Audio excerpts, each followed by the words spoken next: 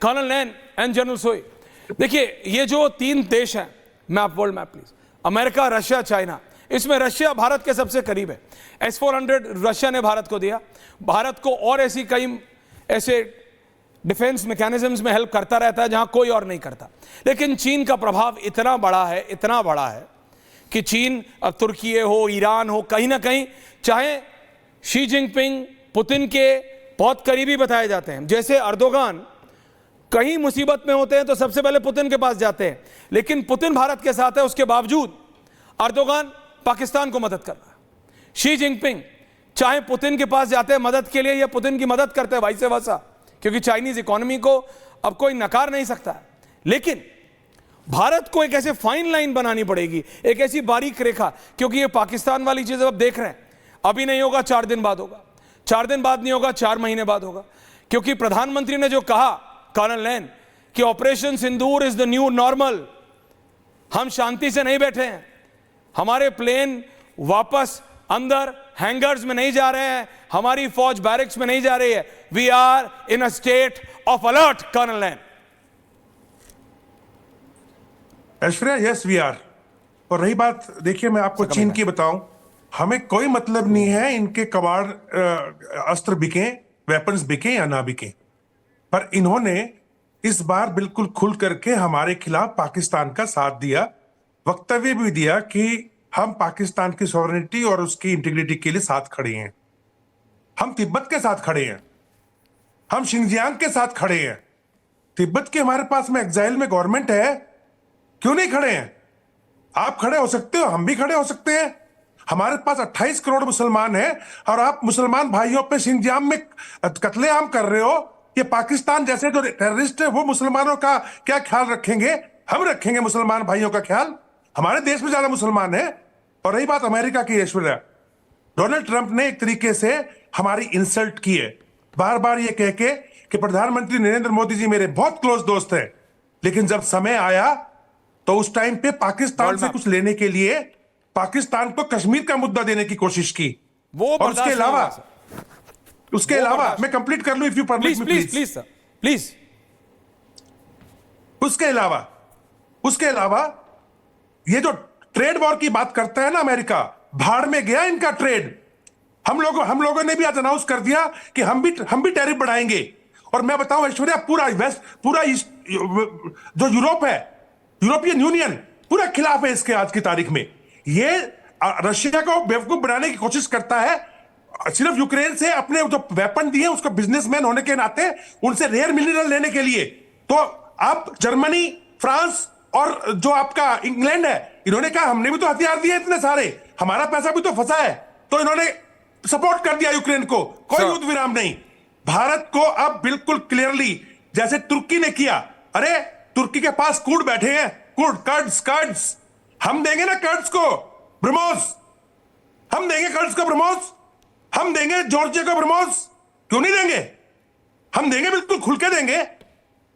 ये तरीका है ऐश्वर्या, इतना कहना चाहता हूं, भारत आज की तारीख में ये स्टैंड हो जाना चाहिए। ओके, जनरल सोई, मेजर जनरल सोई साहब, सर आपका व्यू पॉइंट जानना चाहता। नहीं, बिल्कुल, देखिए ऐसा इस समय में जो बात है, ठीक है, लोग बात कह रहे हैं कि टेरर के खिलाफ है, लेकिन जब ग्राउंड पे देख रहे हैं तो कुछ देश शायद अपना बिजनेस के चक्कर में, जैसे अमेरिका का ट्रम्प का हमने देखा है, सिर्फ बिजनेस ट्रेड की बात करता है, व्यापार की बात करता है, इससे अलग कोई बातचीत होती नहीं है। तो यहाँ पर भी उन्होंने यही बात निकाल के आई है कि भारत और पाकिस्तान के साथ हमारा व्यापार होता है। आज की तारीख में देखिए, हमारा जो भारत की उभरती हुई इकोनॉमी है, यही सबसे बड़ी, जैसे आप शुरू में बोल रहे थे ऐश्वर्या जी, कि अमेरिका, रशिया, चाइना को चिंता अगर है तो वो है इस समय में भारत की जो बढ़ती हुई ताकत, भारत की बढ़ती हुई इकोनॉमी। अगर 5th लार्जेस्ट हो गए तो फिर हम 4th लार्जेस्ट हो रहे हैं, 3rd लार्जेस्ट हो रहे हैं। और जिस प्रकार से आज हमारा युवा की जो इंजेन्युइटी है, अलग अलग सोचने का तरीका है, उससे लोगों को चिंता हो रही है। और तीसरी बात, जो भारत का सोचने का तरीका है, जो आज हम प्रोएक्टिव हो गए हैं, जो हमारी सोच है कि आज हम वो पहले हाथ जोड़ के नहीं खड़े होते कि आपने हमला कर दिया, ठीक है हम क्रिकेट मैच बंद कर देंगे, हम निंदा करेंगे। आज होता है कि हम घुस के मारेंगे, कहते हैं और करते हैं। और जहां पर भी पाकिस्तान की सबसे सुरक्षित जगह थी, वहां पर घुसकर मारा है।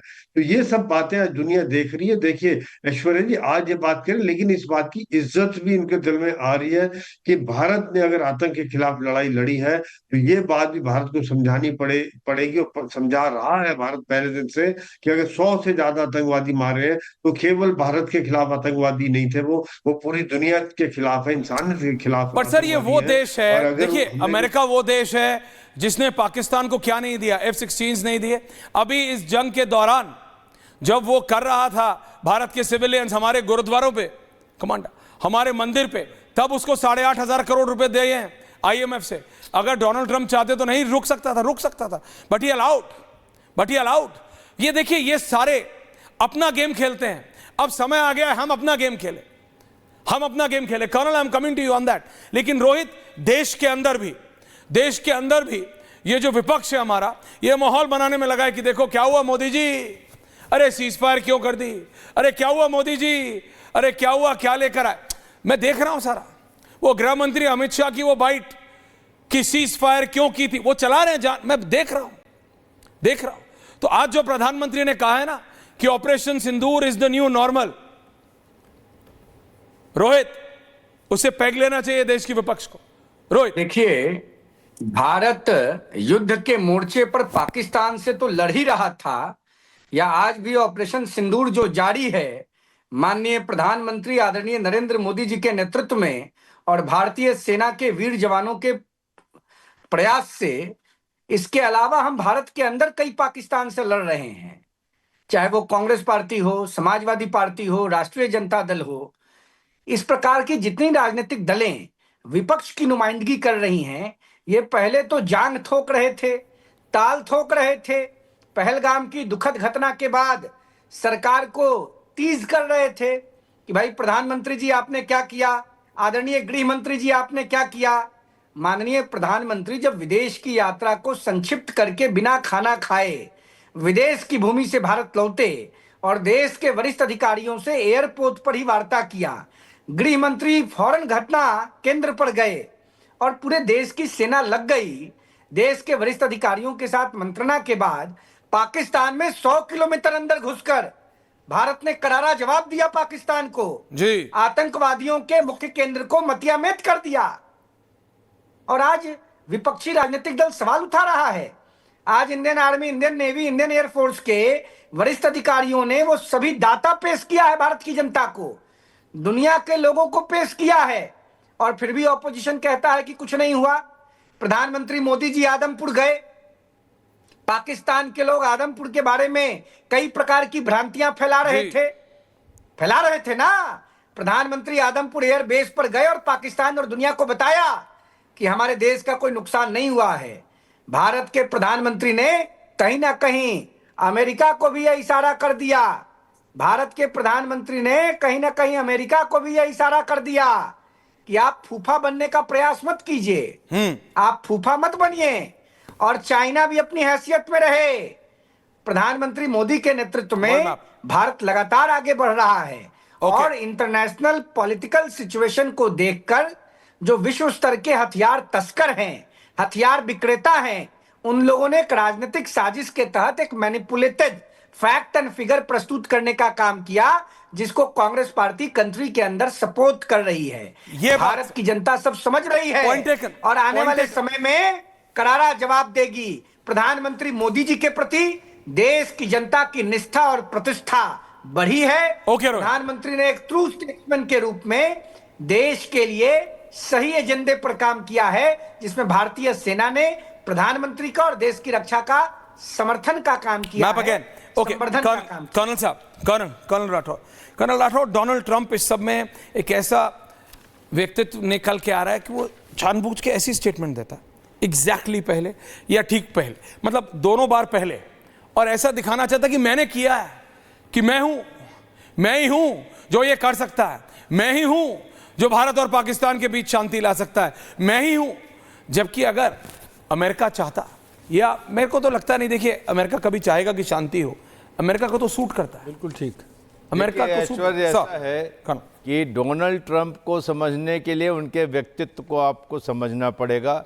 वो बहुत ही टेम्परामेंटल पर्सन है, व्यक्ति है, और जब से वो आए हैं सत्ता में कोई एक ऐसा निर्णय आप बता दीजिए जिसके ऊपर वो वापस नहीं गए हों, चाहे ग्रीनलैंड हो, चाहे कनाडा हो, चाहे पनामा कैनाल हो, चाहे वो दुनिया के सारे मुल्कों के साथ टैरिफ वॉरफेयर हो, हर जगह उनकी मुंह की खानी पड़ी। अब यहाँ पर डोनाल्ड ट्रंप ने ये सोचा, और जेडी वांस का भी नाम मैं लूँगा क्योंकि उस दिन जेडी वांस भी यहाँ थे, कि जेलेंस्की की तरह बैठ के प्राइम मिनिस्टर मोदी को स्कूलिंग कर देंगे व्हाइट हाउस में, और उसके बाद वो मान लेंगे। अब यहाँ पर जेलेंस्की आपकी बात नहीं मानता, पुतिन ने आपकी बात नहीं मानते, आपको नेतन्याहू आपकी बात नहीं मानते, आप ईरान से भी नहीं, तुर्की आपकी बात नहीं मानता, पिछले कार्यकाल में आप नॉर्थ कोरिया स्वयं गए थे, वो भी आपकी बात नहीं मानता। तो यहाँ डोनाल्ड ट्रंप को एक डिप्लोमेटिक अचीवमेंट अपनी होम क्राउड को दिखाना था, होम कॉन्स्टिट्यूएंसी को, कि हमने कर दिया।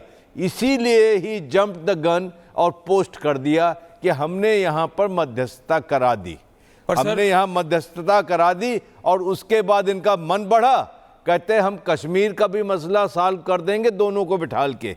तो ये इनकी आदत है, और ये जो करते हैं ये आपको थोड़ा चुटकी भर नमक के साथ। जनरल साहब आ रहा हूं। Right sir.